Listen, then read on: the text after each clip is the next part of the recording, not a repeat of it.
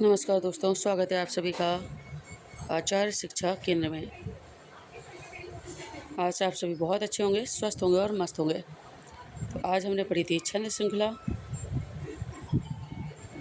फिलहाल मैं आपके लिए लेकर आई हूँ 30 प्रश्नों का सेट। समय व्यर्थ ना गवाते हुए आइए क्विज शुरू करते हैं। पहला प्रश्न, हिंदी वर्णमाला में कुल कितने स्वर माने जाते हैं? 10, 11, 13 या 14? आंसर कमेंट करिए जल्दी से।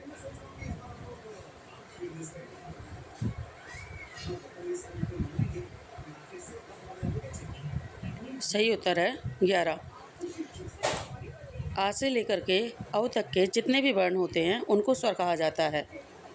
कुछ लोग अंग और आहा को भी स्वर कहते हैं, बट अंग और आहा अयोग भाव होते हैं, वो स्वर में नहीं आते। तो स्वरों की संख्या सिर्फ 11 होती है। प्रश्न 2, करुण रस का स्थायी भाव क्या है? ए उत्साह, बी क्रोध, सी शोक या डी भय? आंसर कमेंट कीजिए।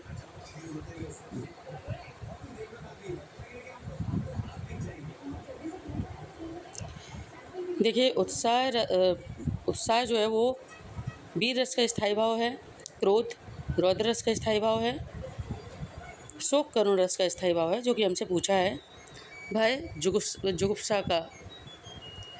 भय भयानक रस का स्थायी भाव है, और अभी हमसे पूछा है करुण रस का स्थायी भाव, तो वो हो जाएगा शोक। संज्ञा के कितने मुख्य भेद माने जाते हैं?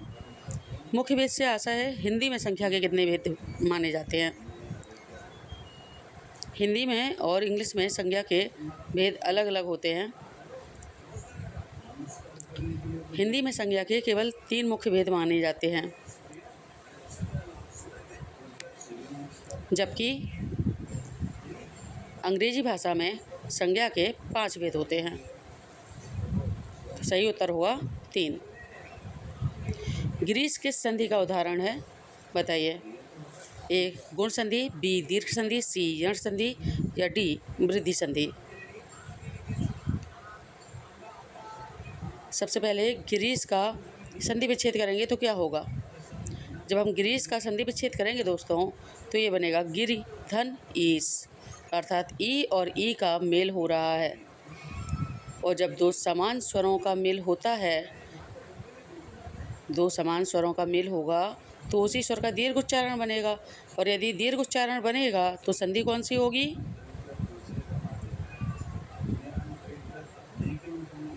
तो दोस्तों दीर्घ संधि ही हो जाएगी। वीर रस का स्थायी भाव क्या है? पिछले प्रश्न में हमने पढ़ा था, मैंने आपको समझा दिया था पिछले प्रश्न में ही कि कौन किसका स्थायी भाव है। तो अब आप बताइए कमेंट करके कि वीर रस का स्थायी भाव कौन सा है? ए उत्साह, बी रति, सी भय या डी हास?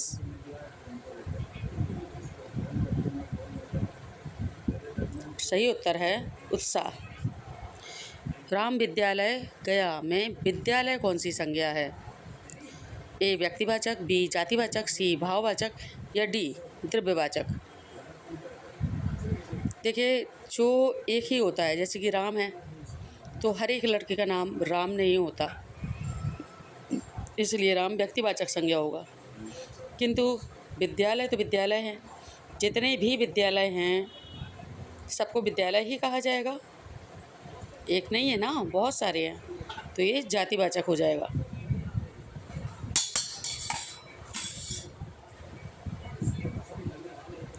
विद्यालय जातिवाचक संज्ञा हो जाएगी। गंगा किस प्रकार की संज्ञा है? व्यक्तिवाचक, जातिवाचक, समूहवाचक अथवा भाववाचक? तो अब ये बताइए कि गंगा कितनी है? क्या हर घर में गंगा होगी? क्या हर राज्य में गंगा होगी? अगर नदी की बात करें तो क्या हर राज्य में गंगा है? और यदि व्यक्ति की बात करें तो क्या हर घर में गंगा होगी? यदि हाँ तो जातिवाचक हो जाएगा, और यदि नहीं, हर घर में या हर राज्य में गंगा नहीं है, तो आपका व्यक्तिवाचक हो जाएगा। आंसर कमेंट करें जल्दी से। और उत्तर है कि हर घर में या हर राज्य में गंगा नहीं होगी, तो उत्तर जो है वो व्यक्तिवाचक हो जाएगा। श्रृंगार रस का स्थायी भाव क्या है? हमसे पूछा है श्रृंगार रस का स्थायी भाव क्या है। यहीं से एक प्रश्न और बन जाएगा दोस्तों, रसराज किसे कहते हैं।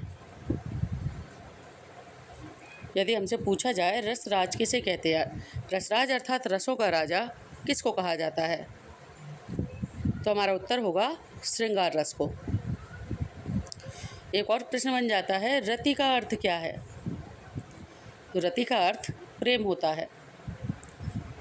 अब यहाँ से जितने भी प्रश्न बन सकते हैं सभी देख लेते हैं। यदि शोक पूछा जाए किस रस का स्थायी भाव है, तो हम बताएंगे कि शोक करुण रस का स्थायी भाव है। क्रोध पूछा जाए किस रस का स्थायी भाव है, तो क्रोध रौद्र रस का स्थायी भाव है। और यदि हमसे भय पूछा जाए किस रस का स्थायी भाव है, तो हम बताएंगे कि भय भयानक रस का स्थायी भाव है। फिलहाल हमसे पूछा है रति, जो श्रृंगार रस का स्थायी भाव है।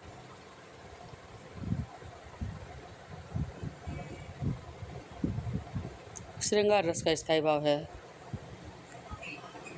विद्याधन आलय से कौन सा शब्द बनता है। देखिए, विद्या में भी आ रहा है और आलय में भी आ है स्टार्टिंग में, तो दो निकटतम वर्ण जुड़ेंगे तो बनेगा विद्यालय। आधन आ मिल करके आ ही तो बना, तो बना जाएगा विद्यालय। अब इसमें से जो ए नंबर में है वो है विद्यालय, बी में है विद्यालय, सी में है विदेयालय और डी में है विद्यालय।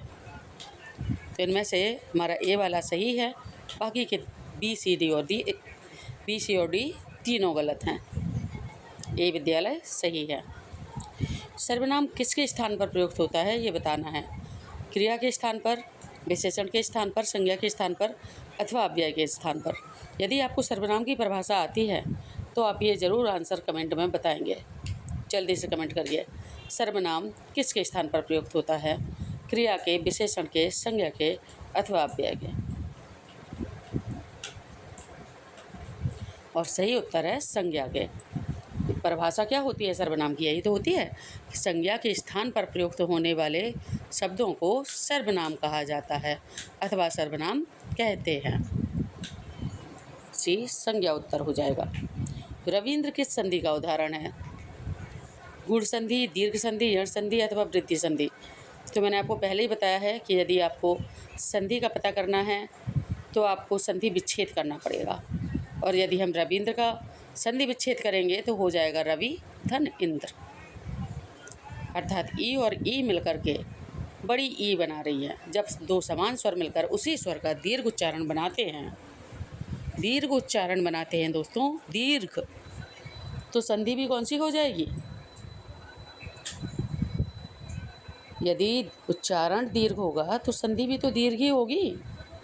दीर्घ अर्थात बड़ा, बड़ा, बड़ी, बड़ाऊ, कुछ भी हो, दीर्घ हो जाएगी। अब हमसे पूछा गया है रौद्र रस का स्थायी भाव। ये हम 2 क्वेश्चन पहले ही कर चुके हैं। रौद्र रस का स्थायी भाव बताइए ज़रा कमेंट में, रौद्र रस का स्थायी भाव क्या है। इस श्रृंखला में आज की प्रश्नोत्तरी में इस प्रश्न का उत्तर मैं आपको 2 बार दे चुकी हूँ। अब आपकी बारी है, बताइए रौद्र रस का स्थायी भाव क्या है।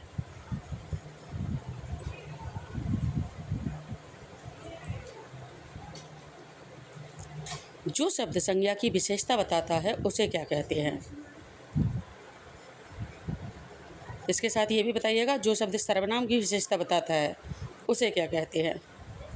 ए क्रिया, बी विशेषण, सी सर्वनाम या डी अव्यय। जल्दी से अपना आंसर कमेंट कीजिए।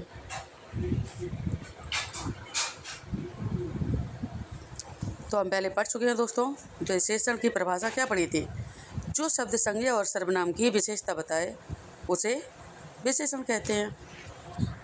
क्रिया कहते हैं ऐसे शब्दों को जो किसी कार्य के होने या करने का ज्ञान कराते हैं। सर्वनाम कहते हैं संज्ञा के स्थान पर प्रयोग होने वाले शब्दों को, और अव्यय कहते हैं ऐसे शब्दों को जो किसी भी हाल में, किसी भी तरीके से कभी भी नहीं बदलते हैं। उन्हें अव्यय या अभिकारी शब्द कहा जाता है। हमसे पूछा है विशेषता बताने वाले शब्द, तो विशेषण हो जाएगा। हिम धन आलय का संधि रूप क्या होगा। तो हिमधन आलय से बनेगा हिमालय। अब आपको ये बताना है कि हिमालय कौन से में सही है, ए में, बी में, सी में या डी में। आंसर कमेंट करिए जल्दी से।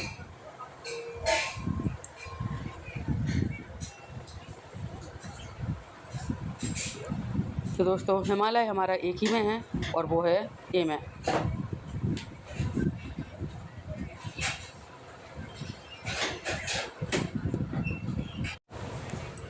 चलिए देखते हैं अगला प्रश्न। अद्भुत रस का स्थायी भाव क्या है? ए विस्मय, बी क्रोध, सी शोक या डी भय। देखिए क्रोध, शोक और भय मैं आपको पहले ही बता चुकी हूँ किन रसों के स्थायी भाव हैं। बचा ए विस्मय, यही हमारा अद्भुत रस का स्थायी भाव हो जाएगा। अद्भुत रस का स्थायी भाव है विस्मय। सुंदर किस प्रकार का विशेषण है? गुणवाचक, संख्यावाचक, प्रमाणवाचक अथवा सार्वनामिक।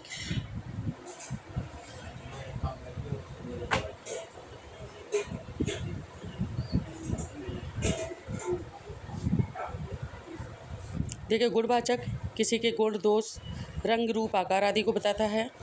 संख्यावाचक संख्या को बताता है। प्रमाणवाचक मात्रा को बताता है, नाप तोल को बताता है। सार्वनामिक सर्वनाम की तरफ इशारा करता है। किंतु सुंदर पूछा है तो सुंदर क्या है? दोष तो हो नहीं सकता, ये किसी का गुण है। और यदि गुण बताता है तो गुणवाचक हो जाएगा, ये गुणवाचक। हिंदी वर्णमाला में कुल कितने व्यंजन होते हैं?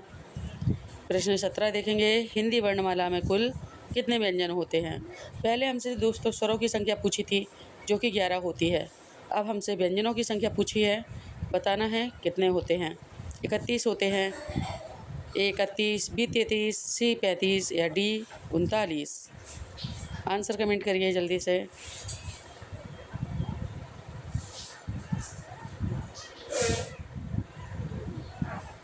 वैसे तो 35, 39 सभी हो जाएंगे, किंतु मानक जो संख्या है वो 33 है स्वरों की। 31 नहीं है, 33 है।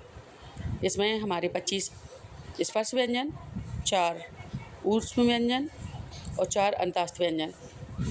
स्पर्श, अंतस्थ, ऊष्म, इन तीनों को मिलाकर के जो संख्या बनती है वो 33 होती है। बाकी संयुक्त व्यंजन और अतिरिक्त व्यंजनों को इसमें नहीं गिना जाता, वो अलग ही रहते हैं। इसके अलावा आगत व्यंजन वर्ण भी होते हैं कुछ, जिनको नहीं गिनते। अगर 4 संयुक्त व्यंजन मिला दिया जाए तो ये आपके 37 हो जाएंगे, और यदि 2 अतिरिक्त व्यंजन मिला दिए जाएं तो 39 हो जाएंगे। किंतु मानक संख्या जो है वो 33 है। हिंदी वर्णमाला में कुल 33 व्यंजन माने जाते हैं। बीभत्स रस का स्थायी भाव क्या है? तो अभी भय, शोक और उत्साह आपको सब पता है किन किन रसों के हैं। बचा एक जुगुप्सा। एक बार फिर से बता देती हूँ। उत्साह वीर रस का स्थायी भाव है। शोक करुण रस का स्थायी भाव है। भय भयानक रस का स्थायी भाव है। और जुगुप्सा हमारा बीभत्स रस का स्थायी भाव है। प्रश्न 19। लड़का दौड़ता है, इस वाक्य में क्रिया कौन सी है? लड़का है, दौड़ता, लड़का दौड़ता। इनमें से कौन सी एक क्रिया है ये आपको बताना है। तो देखिए लड़का तो हमारा उद्देश्य हो जाएगा, लड़का तो कर्ता हो जाएगा, कर्ता तो क्रिया नहीं हो सकता। दौड़ता क्रिया हो जाएगी, तथा है सहायक क्रिया है। भानुधन उदय का संधि रूप क्या होगा? भानु नाम में छोटा ऊ की मात्रा है, उदय में भी शुरुआत में छोटा ऊ आया है। यदि छोटा ऊ और छोटा ऊ को मिलाएंगे तो क्या बनेगा दोस्तों? छोटा ऊ मिलकर के बड़ा ऊ बनाएंगे। और बड़ा ऊ किस में है? ऑप्शन बी में। ऑप्शन बी हमारा सही हो जाएगा, भानुदय। बाकी के भानुदय, भानुदय, भानुदय तीनों गलत हो जाएंगे। भानुदय है सही ऑप्शन। प्रश्न 21। शांत रस का स्थायी भाव क्या है? ए निर्वेद, बी शोक, सी भय या डी उत्साह। तो देखिए शोक तो क्रोध करुण रस का होता है, भय भयानक रस का होता है, उत्साह वीर रस का होता है। वचन निर्वेद यही होता है शांत रस का स्थायी भाव। मैं कौन सा सर्वनाम है? देखते हैं प्रश्न 22। मैं कौन सा सर्वनाम है? पुरुषवाचक, निजवाचक, संबंधवाचक अथवा प्रश्नवाचक। तो पहले एक बात को समझ लेते हैं। जहाँ पर अपनी स्वयं की खुद की बात की जाए वो निजवाचक होता है। जहाँ संबंध बताया जाए अथवा शर्त रखी जाए संबंधवाचक होता है। जहाँ प्रश्न पूछा जाए वो प्रश्नवाचक होता है। किंतु पुरुषवाचक वो होता है जिसमें वक्ता की बात की जाए, श्रोता की बात की जाए अथवा किसी अन्य की बात की जाए। वक्ता और श्रोता किसी अन्य की बात कर रहे हों तो पुरुषवाचक सर्वनाम होता है। पुरुषवाचक के 3 भेद होते हैं। वक्ता को उत्तम पुरुषवाचक में रखा जाता है, श्रोता को मध्यम पुरुषवाचक में और अन्य को अन्य पुरुषवाचक में। हमसे पूछा है मैं, तो मैं वक्ता हो जाएगा और ये उत्तम पुरुषवाचक में जाएगा। हास्य रस का स्थायी भाव क्या है? हास्य रस का स्थायी भाव हो जाएगा हास, रति हो जाएगा श्रृंगार रस का, क्रोध हो जाएगा रौद्र रस का और भय हो जाएगा भयानक रस का। प्रश्न 24। भारत किस प्रकार की संज्ञा है? जातिवाचक है, व्यक्तिवाचक है, भाववाचक है या समूहवाचक है? तो अगर भारत बहुत सारे हैं तो जातिवाचक हो जाएगा और यदि एक है तो व्यक्तिवाचक हो जाएगा। ये ट्रिक मैंने आपको पहले भी बताई है कई बार। फिलहाल हमारा भारत व्यक्तिवाचक हो जाएगा। गुरु धन उपदेश का संधि रूप क्या होगा? मिलाइए, ऊ धन ऊ मिला करके बड़ा ऊ बनाइए, बताइए। ए गुरुपदेश, बी गुरुपदेश, सी गुरुपदेश या डी गुरुपदेश।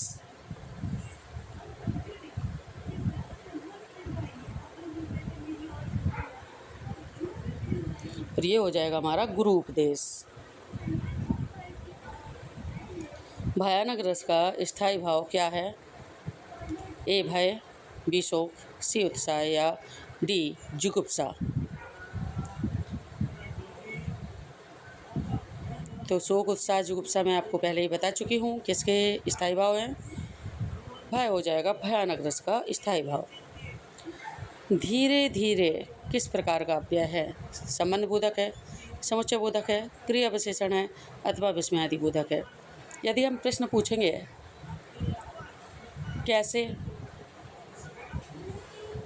कैसे करके उत्तर मिलेगा तो क्रिया विशेषण हो जाएगा।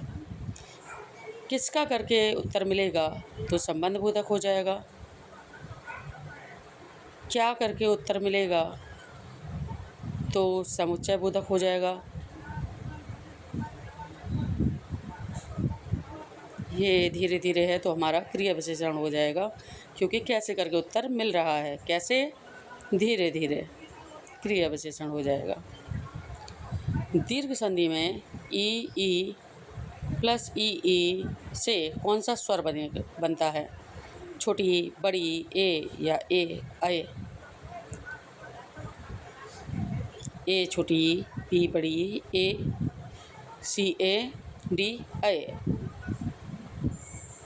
तो मैं आपको बता चुकी हूँ दीर्घ संधि में 2 स्वर मिलकर एक ही स्वर का दीर्घ उच्चारण बनाते हैं, अतः यहाँ पे बड़ी ही हो जाएगी। प्रश्न 29। बस 2 प्रश्न बाकी हैं। निम्नलिखित में से कौन सा रस नवरस में शामिल नहीं है? ए करुण, बी वात्सल्य, सी रौद्र या डी अद्भुत रस। तो दोस्तों हाल ही में हमने नवरस श्रृंखला पढ़ी है, जिसमें हमने करुण रस पढ़ा है, रौद्र रस पढ़ा है, अद्भुत रस भी पढ़ा है, किंतु वात्सल्य नवरसों में नहीं आता। वात्सल्य रस तब आता है जब हम रसों की संख्या 11 रखते हैं, तब इसमें हम भक्ति रस और वात्सल्य रस दोनों को सम्मिलित करते हैं। किंतु हमने पढ़े नवरस, इसमें करुण आएगा, रौद्र आएगा, अद्भुत आएगा, किंतु वात्सल्य नहीं आएगा। देखिए अंतिम प्रश्न, प्रश्न नंबर 30। निम्नलिखित में से कौन सा कथन सही है? वीर रस का स्थायी भाव उत्साह है, करुण रस का स्थायी भाव रति है, रौद्र रस का स्थायी भाव हास है अथवा अद्भुत रस का स्थायी भाव शोक है। इन चारों कथन में से कोई एक सही है और हमारा आंसर वही होगा, हमें वही टिक करना है। करुण रस का स्थायी भाव रति है तो ये गलत हो जाएगा, क्योंकि करुण रस का स्थायी भाव रति नहीं शोक होता है। रति तो श्रृंगार रस का है। रौद्र रस का पूछा है स्थायी भाव हास है, तो ये तो बिल्कुल विपरीत हो गया। रौद्र का तो क्रोध होता है, हास तो हास्य रस का होता है। अद्भुत रस का स्थायी भाव शोक है, तो भैया अद्भुत रस का स्थायी भाव शोक नहीं विस्मय हो जाएगा। शोक तो करुण रस का है। अब बचा हमारा पहला, वीर रस का स्थायी भाव उत्साह है, तो हाँ भाई वीर रस का स्थायी भाव उत्साह ही है। अब लीजिए आपका बोनस प्रश्न, जिसका उत्तर आपको कमेंट में बताना है। निम्नलिखित में से कौन सा युग्म सही है? यहाँ पे एक साइड में आपके रस दिए हैं, दूसरी तरफ दिए हैं उन रसों के स्थायी भाव। वीर रस उत्साह, करुण रस रति, रौद्र रस हास, अद्भुत रस शोक। मान लीजिए प्रश्न पिछला ही प्रश्न है, बस थोड़ा चेंज होके आ गया है और उत्तर बताना है आपको कमेंट में। ऐसे ही प्रश्नों की श्रृंखला के लिए दोस्तों जुड़े रहिए आचार्य शिक्षा केंद्र से, शिक्षा से सफलता तक। आशा है आपको वीडियो पसंद आया होगा। वीडियो को लाइक करें, शेयर करें अपने दोस्तों के साथ तथा चैनल को सब्सक्राइब करना ना भूलें और साथ ही बेल आइकन को प्रेस करना ना भूलें, जिससे आपको हमारे सारे नोटिफिकेशंस मिलते रहेंगे। मिलते हैं नेक्स्ट वीडियो में, तब तक के लिए स्वस्थ रहिए, मस्त रहिए और देखते रहिए आपका अपना चैनल आचार्य शिक्षा केंद्र। नमस्कार।